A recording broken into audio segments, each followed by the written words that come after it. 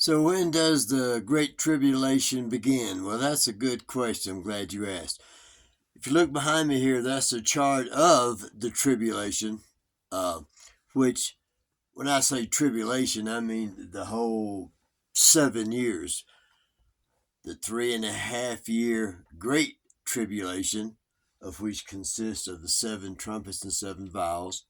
And then you have the 7 seals that comes before and then opens in the 7th seal, opens the first trumpet. That's the birth pangs. That's the first 3.5 years. That happens before the Great Tribulation. And if you by chance go to a church that teaches that you'll be raptured out of here before the first seal, they're not telling you the truth. We're not only in the first seal, the rider and the white horse, but we're in the 2nd seal. And the 3rd seal, black horse, I believe starts April 8th, which is Passover, 2024. It's coming April. So, having said that, that should tell you right there that each one of these are 6 months. 6 months times 7 is 42, which gives you the first 3.5 years.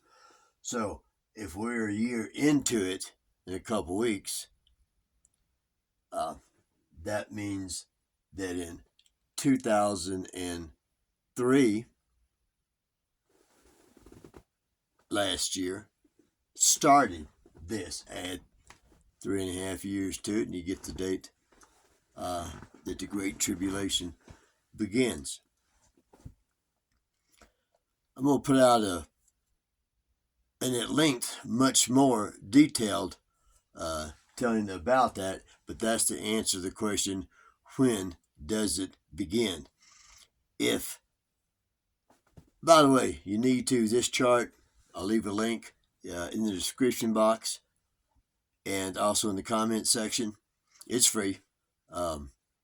It's simply what the book of Revelation says. It puts it in its order. It says it's 7 seals, and then when the 7th seal opens, the 7 trumpets and the 7 vials beside it, because they're the same thing.